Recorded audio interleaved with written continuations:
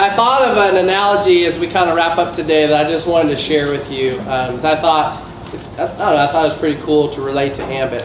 So has anybody ever watched any of those military movies where they're just getting put through, everything that their body can handle past the breaking point, and they're just, getting annihilated, and they're up all night, and they're getting cold, but there's something over off to the side. There's a little bell.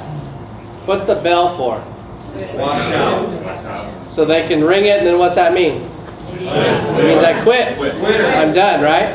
Well, I think it's amazing that they have to do that publicly. It's like public humiliation in front of their squad. I mean, I applaud those that have been in the service, because we all, thank you for serving our country, and yeah, let's give those guys a round of applause.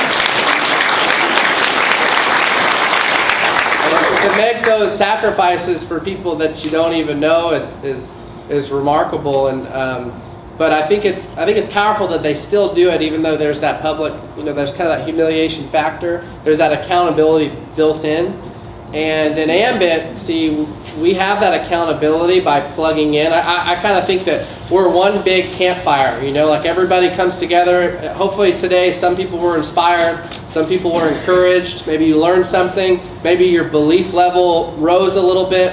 And it's kind of just extending your expiration. And Brian McClure talks about when you get involved in the business, your thoughts of getting out are way up here. Your excitement level's up. And the quit factor is down here. But the moment you get started, it starts going like this, right? And if you don't get a check or have success, then it's going to keep getting closer and closer to that quitting point. But then you get a check, and then it goes back up like that, right? And then your mom tells you no, and your best friend tells you you're going to jail, and this is a scam, and your broke Uncle Tony, who's never had a job, tells you all his wisdom about energy deregulation, right? So you're going to trust Uncle Tony because he's got credibility, so it goes down a little bit more. But then you come to a meeting, then you get fired back up. You guys see the trend here? So it's kind of like we're one big campfire, and we're fired up, and we're excited. And you can leave, but you can only stay lit so long. I mean, if you get away, people are throwing water on your fire and trying to dim your light. We're kind of in AMBIT, we're the salt and light to the network marketing world out here, And so you got to come back and get plugged in and have that accountability.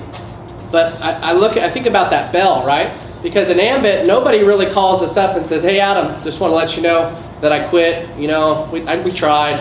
$429, no big deal. We can recover from that." What you got to have the mentality of is you know that there's a bell there that you can ring at any time, because it's easy to walk away from $429. But until you figure out why you're in it, you got to get rid of that bell and figure out that there is no turning back. See, when we moved to Texas, we told all our friends, all our family what we were doing. We were moving. We were going to be successful. And they laughed at us. They thought we were crazy. But we had told everybody we know that we couldn't come home with our tail between our legs. And I heard another leader say this, and I'll give credit to John Morrison. He said, "I'd rather hear 1,000 no's than one I told you so." That might be the biggest nugget all day, right? I would rather hear 1,000 no's than one I told you so. But if people don't know you're in AMBIT, it's easy to quit, because they can't do that, because nobody knows you're in it. You're a secret agent. Well, there's some here today, and I don't want to be hard on anybody. I've just sat through enough trainings to know that sometimes you just got to be real. You got to be transparent. It's kind of like, get them committed now, or they're just going to get hurt later, right?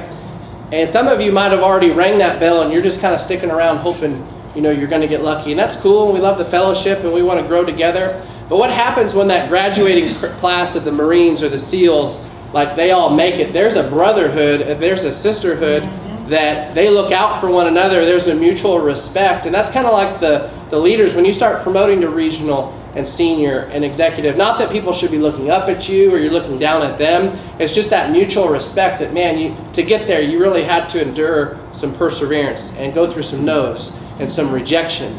And we just want to encourage you today to get rid of your bell. If you kind of are 1 foot in and 1 foot out, and you're just, I'm going to try it. Nobody sets the world on fire being lukewarm, right? I mean, if your personality is not, like Barbara said, she was an introvert, she's still very successful, but she's growing. You know, you don't have to be somebody that you're not. If you're goofy, be goofy. Blow people's minds like I do, right?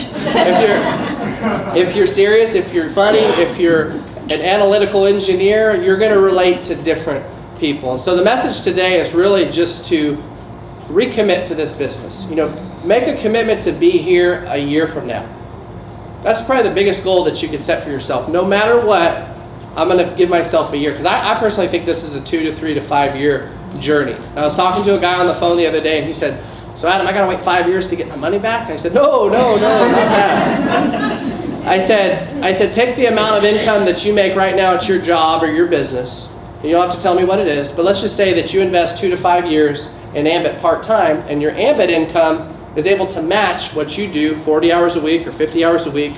Would that be worth it if you could replace that income? But here's the kicker. You don't have to continue to trade time for money and time for money. And I believe that's what we have the ability to do today, which is really about leaving a legacy. And that's the last point I want to make is for Michelle and I, that's just kind of our vision, is we want to leave a legacy for our family, you know, to empower others. And, you know, money can come and go, but when you rise up leaders, that has generational impact. And I know we have a lot of teams represented, Team 526, with Chris and Debbie Atkinson, and there's many, many others, and we don't have that financial incentive. But I just wanted to share the acronym. Our team name is Legacy. And I wanted to share the acronym because I think if you strive for all of the areas, you're going to make a significant impact. So if you want to write it down, you can. I think it encompasses a very well-rounded leader. The L for legacy is leadership development. We talked a little bit about that. Grow yourself as a leader. You got to lead yourself first before you can lead others. And then you're going to start to lead followers. And then you're going to start to lead leaders. And that's when you start making the big money, is when you can lead other leaders. Because leaders that lead followers, they want to be needed. This is all John Maxwell's content. Leaders that lead leaders, they want to be succeeded. They want people to do better than them because they're honest enough with themselves that you can still make a ton of money and have people pass you up. This is leverage, right? People helping people. The E for legacy is having eternal impact. Now, I understand not everybody here might be somebody of faith, but you can still have generational impact. For Michelle and I, we want everything to have kingdom impact. We're not necessarily living for the right now, we're living for the eternal, and sometimes I have to have an attitude check, but it's really about what can we do to serve and empower and add value to others. The goal, or the G of legacy, is for being goal focused. If you aim at nothing, guess what? You'll hit it every time.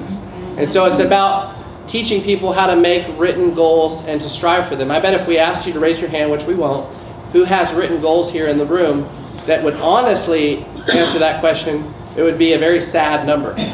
And it's just proven that those that make goals and they strive for them are going to achieve them, right? You've got to have the intent. The A for legacy is attitude of gratitude. And I spoke a little bit about that, engines and anchors. You guys remember that? But our CEO says all the time that 10% is what happens to you in life. But 90% is how you react to it. Everything is attitude. We all go through trials. There's some people that you know that no matter what, they are just their attitude is awesome. They're always optimistic. And I promise you, they weren't born that way. They had to develop that. And those are people that you want to be around. I think we just have to appreciate. If you don't appreciate what you have, right, you're never going to appreciate. You're always worried about what you don't have. The C is for commitment. Commitment requires constant sacrifice. John Maxwell says you got to give up to go up. How many know that is true? Okay, those that you have children, you know all about sacrifice, right? Okay, everything is about them. And commitment, the best description I've ever heard is doing what you said you're going to do long after the feeling you said it in has left you. Okay?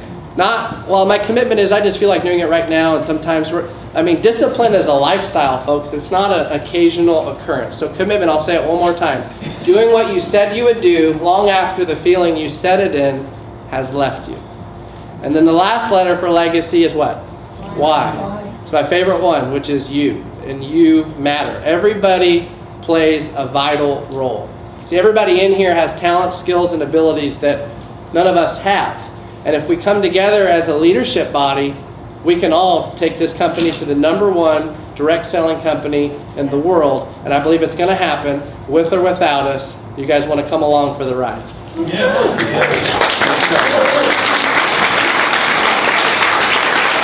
as we wrap up today, we went a few minutes over, but I really hope that today was going to give you the information to empower you and your family. If you don't do anything with the information today, you just wasted 4 hours. It's not about positive thought. Brian McClure says all the time, the only thing that's going to make you and your family and achieve the why is massive positive action. And we'll be here as long as it takes, year in, year out. I don't know about you, but I threw away my bell 6 years ago. I'm not going anywhere. Unless they figure out how to deregulate oxygen, this is the last and largest deal that I think we're ever going to see. And so with that note, take massive action, never ever quit, because you never know how close you are to the miracle. We appreciate you guys coming out. Take charge of your business. God bless you guys. Thank you so much for coming.